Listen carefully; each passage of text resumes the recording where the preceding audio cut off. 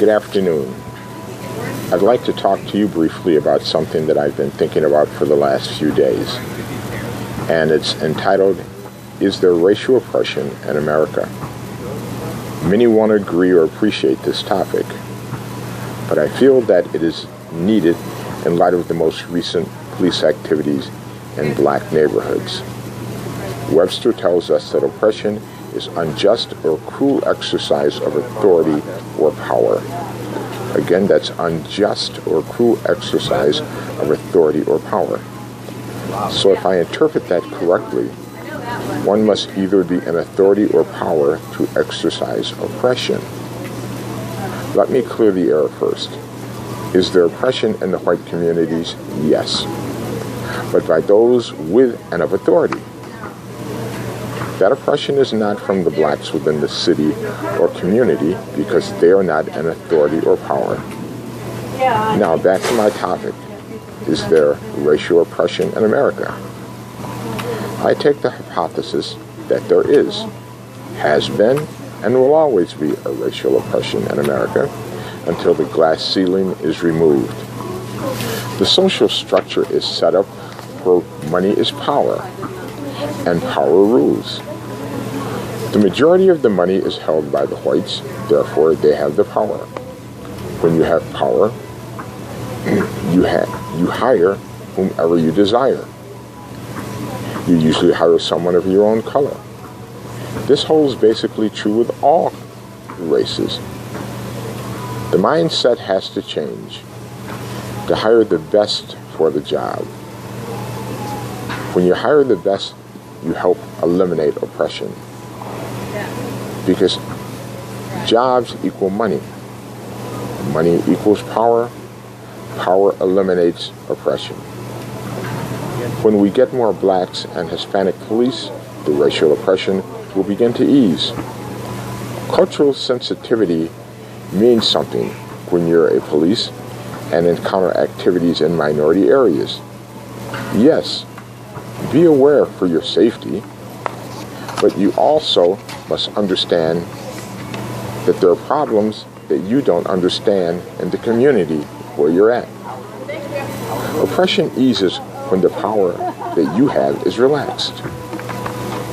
You are not perceived as wanting to be in control when you relax some of the power that you have. The struggle ends. When I want to be in control and you want to be in control, there's a power struggle.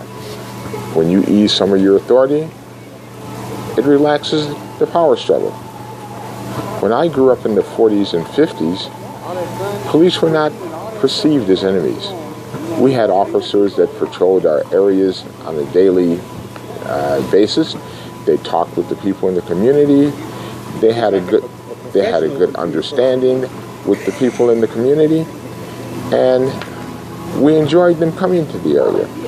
But today, you don't find that. There's no relationship. When there's no relationship, there's no understanding. Can this oppression end? Yes, I believe it can end, but it takes the help of all the citizens working together. A new mindset has to be taken. When one hurts, we all hurt. If my child gets hurt, they may hurt your child next. Let's look at it that we have something in common, not try to find out what we have that's different, but look for what we have in common. Try walking in my shoes for a day. See what it's like to go into a store and be followed around because of the color of your skin. See how you feel if you go to get a home and they tell you that it's 15% when someone else is paying 10%, 8%, 5%. Don't tell me that it's not because of the color of your skin. Don't tell me it's always because of the credit scores. It's more than just that. So, what I would like each of us to do is sit down and go over our true beliefs and see if we can come up with a way in our community to end oppression. If you're a person of authority, think about how can you help to end authority.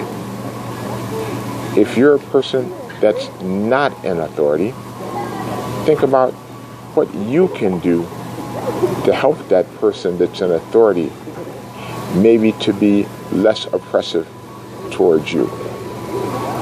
This word to the black community: when you're stopped by a police officer, stop having chips on your shoulder.